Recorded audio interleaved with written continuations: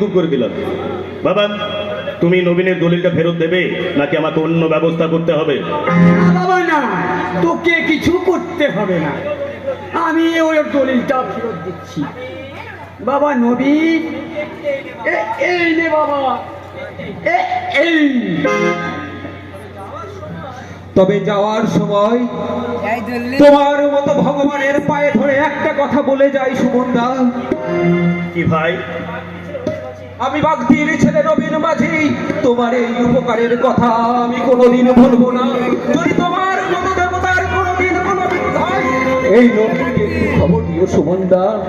এই নবীন মাঝি নিজের জীবন বাজি রেখে লড়াই করে বুঝিয়ে দেবে ভগবানের জন্য ভক্ত তার জীবন দিতে পারে, ভগবানের জন্য ভক্ত তার জীবন দিতে পারে, ভগবানের জন্য। দেখলে বাবা, দেখলে মানুষের উপকার করলে কতখানি